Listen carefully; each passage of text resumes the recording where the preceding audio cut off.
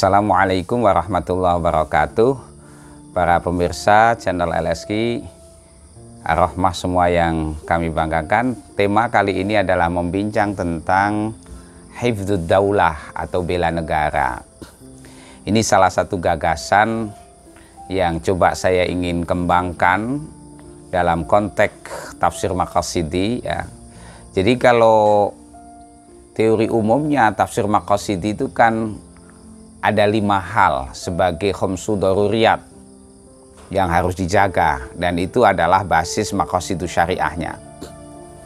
Jadi tujuan syariat itu kan bagaimana mengantar kepada kemaslahatan hamba ya, maslahatul ibad, yang oleh ulama dirumuskan ada 5 hal yang harus dijaga. Kaitannya pertama dengan hifdzud din. Yang pertama, menjaga agama. Hifdzun nafas, menjaga jiwa. Hifdzul akal, menjaga akal. Hifdzun nasl, menjaga keturunan atau generasi. Dan hifdzu almal, menjaga harta atau properti. Nah, saya mencoba, ini saya tambahkan ada 2 poin. Saya ingin masuk pada poin yang hifdzud daulah, menjaga negara atau bela negara. Nanti yang ke-7 adalah hifdzul bi'ah, menjaga lingkungan.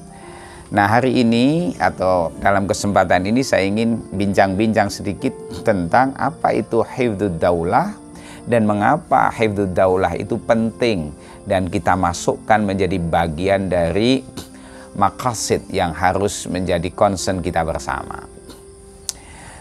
Jadi satu hal yang tidak boleh kita lupakan bahwa menjaga agama itu tidak mungkin kita lakukan dengan baik kalau tidak juga menjaga keamanan negara atau hifdzud daulah. Oleh sebab itu, hifdzud daulah ini merupakan bagian yang niscaya dan harus bagi kita, terlebih kita sebagai orang Indonesia atau masyarakat bangsa Indonesia. Ada beberapa argumen yang bisa dikemukakan ya tentang mengapa menjaga negara ini menjadi keharusan kita dalam beragama. Saya ingin mengutipkan satu data dari kitab tarikh yang ditulis oleh Ibnu Hisham. Jadi ceritanya ketika Nabi di Madinah, itu kan Nabi membentuk satu sistem ya, pemerintahan yang para ahli menyebut sebagai Piagam Madinah ya. Undang-undangnya itu disebut dengan Piagam Madinah atau Wathiqatul Madinah. Di dalam pasal 43, jumlah pasalnya kan ada 47 itu. Pasal 43 itu mengatakan wa inna bainahum an-nasra ala man dahama Yathrib. Sesungguhnya wajib bagi mereka ya, muslim non muslim, untuk menolong membela kota Yathrib ya, Madinah saat itu nama lainnya, manakala diserang oleh musuh. Coba saudara perhatikan di situ. Nabi tidak mengatakan bela agama, tapi bela kota Yathrib sebagai tempat tinggal, sebagai tanah air. Nabi tinggal bersama orang Ansor, Muhajirin, dan juga orang Yahudi di situ. Nabi sebenarnya sudah menanamkan nilai-nilai patriotisme, nilai-nilai nasionalisme tentang bela negara. Maka bagi saya sebagai dosen atau sebagai guru akan sangat mendorong kepada para generasi muda milenial ya. Jadi kita harus punya komitmen al-iltizam al-watani, komitmen kebangsaan. Ya. Jangan sampai bangsa ini diacak-acak oleh ideologi-ideologi yang bisa merusak disintegrasi bangsa. Ini cara kita bela negara salah satunya ya. Nah, maka saya ingin menegaskan bahwa intinya hifdzud daulah itu memiliki akar historis, memiliki cantolan epistemologi yang cukup kuat dari sunnah Rasul Muhammad SAW. Bahkan ada beberapa riwayat mengatakan bagaimana cinta Nabi kepada kota Mekah sebagai tanah airnya ya. Itu Nabi pernah mengatakan, laula anna qaumi, ya, seandainya umatku, ya, lam yukhrijuni, tidak mengusirku, mingki darimu, lama taraktuki, niscaya aku tidak akan meninggalkanmu wahai kota Makkah. Nah, ini juga satu isyarat betapa Nabi sangat mencintai negaranya, ya. Bahkan di Quran dikatakan sebagai sumpah, la uqsimu bihadzal balad wa anta hillum bihadzal balad. Aku tidak lagi perlu bersumpah kepada negeri ini. Memang konteksnya saat itu Mekah. Karena engkau Muhammad, kamu tinggal di kota itu, ya. Nah, tapi ayat-ayat seperti ini sebenarnya bisa menjadi basis inspirasi betapa eksistensi negeri tanah air itu menjadi sesuatu yang sangat berharga dalam kehidupan kita.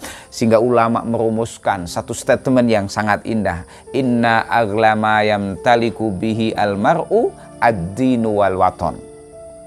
Sesungguhnya barang yang paling berharga yang dimiliki oleh seseorang adalah agama dan tanah air.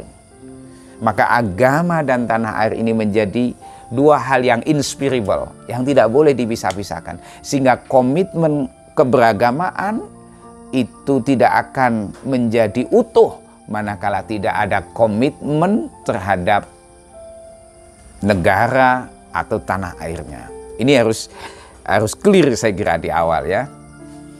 Dan harus dibedakan antara bela negara dengan bela penguasa.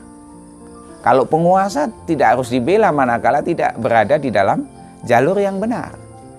Kita boleh mengkritik penguasa yang tiranik, penguasa yang zalim, ya, boleh kita kritik, tapi juga dengan cara yang santun, yang etis, ya. Dinasehati, diberikan masukan, ya.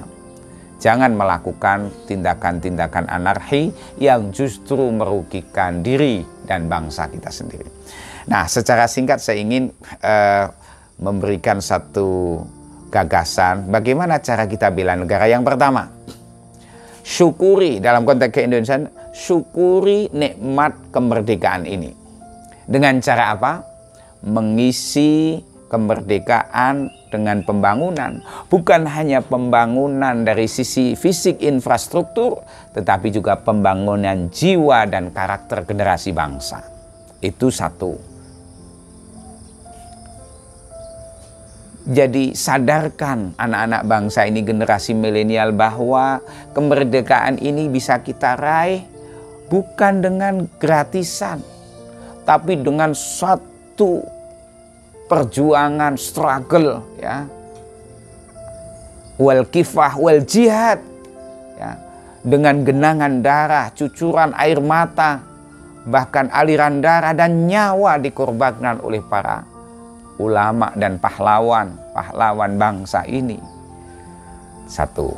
Yang kedua, cara bela negara, jaga ini basis, ya, ideologi kita berbangsa dan bernegara, Pancasila dan Undang-Undang Dasar 45 serta komitmen Bhinneka Tunggal Ika ini untuk merawat negeri Indonesia tercinta ini. Pancasila sebagai sebuah ideologi berbangsa dan bernegara saya kira kita anggap final, ya. Yang perlu kita terus maksimalkan adalah bagaimana komitmen dan konsistensi menjalankan nilai-nilai ajaran Pancasila yang secara substansial tidak ada satupun yang bertentangan dengan ajaran agama, bahkan agama manapun. Bolak-balik saya selalu katakan, Pancasila is not religion, but Pancasila does not contradict to any religion.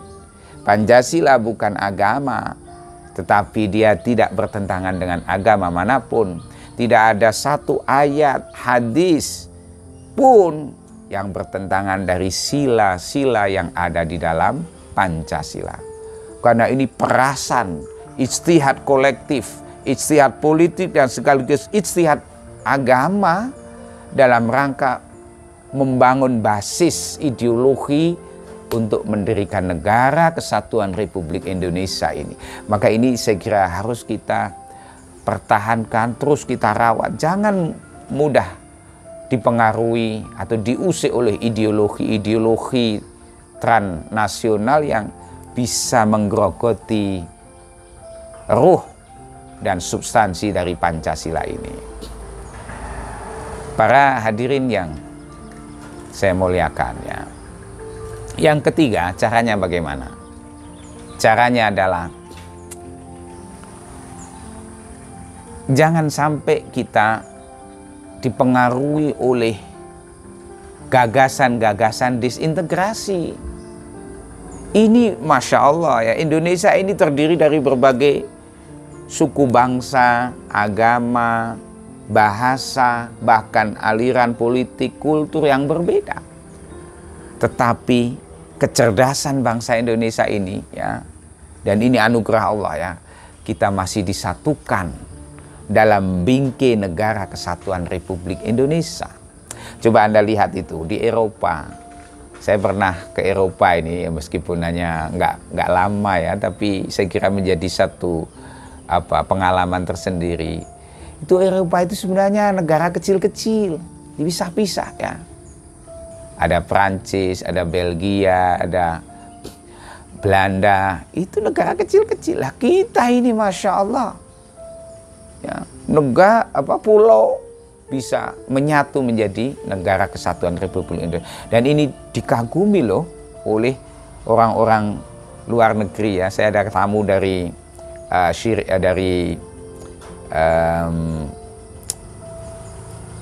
mana itu? Dari Afghanistan, ya, dari Timur Tengah, itu kagum dengan Indonesia yang memiliki negara kesatuan Republik Indonesia. Ini harus kita rawat, jangan lagi ada disintegrasi. Ada satu hadis, ya, saya ingin sampaikan bahwa kenapa Nabi waktu itu mengatakan mambaddala dinahu faqtulu, siapa yang mengganti agama, isunya agama tapi sebenarnya bukan agama murni. Mambaddala dinahu, ya, wa faraqa anil jamaah faqtulu, siapa yang mengganti agama dan berpisah dari jamaah, ini kan isu disintegrasi, maka boleh diperangi. Sehingga kalau misalnya di negara ini ada gagasan-gagasan yang kemudian bisa mengantar kepada aksi disintegrasi bangsa, negara boleh turun tangan untuk menertibkan itu. Nah, tapi jangan sampai terjadi kekerasan, maka kita harus terus menjaga ideologi kesatuan ini, bahwa kita memang berbeda, kita memang tidak sama, tetapi kita harus sepakat, ya. Agama kita mungkin berbeda, suku kita berbeda, bangsa, ya, bahasa kita berbeda, tapi kita satu nusa, satu bangsa, satu suku, ya, satu nusa, satu bangsa, yaitu bangsa Indonesia, bahasa Indonesia, ya. Saya kira ini nilai-nilai bela negara yang mesti kita terus tanamkan kepada generasi milenial, ya. Termasuk, mohon maaf, merawat nilai-nilai ritualnya. Penting. Maka ada menyanyikan lagu bangsa Indonesia, ya, Indonesia Raya, hormat bendera, upacara bendera, itu harus kita maknai sebagai sebuah ritual seremonial yang mengandung maqasid menanamkan nilai-nilai nasionalisme, ya, al-wataniyah, ya, dan itu menjadi ciri moderasi beragama. Maka sekali lagi, hifdzud daulah sesungguhnya bagian dari ajaran Islam. Karena apa? Kita bisa mengeksekusi syariat Islam, nilai ajaran Islam juga di bawah negara yang kita tinggal di dalamnya. Kalau negara ini terus perang saudara, bagaimana saudara bisa kuliah dengan baik? Bagaimana saudara bisa menjalankan ibadah dengan nyaman? Bagaimana Anda bisa haji dan seterusnya? Maka sesungguhnya hifdzud daulah, menjaga keamanan negara, ketentraman, kesatuan, itu bagian juga dari menjalankan nilai syariat Islam.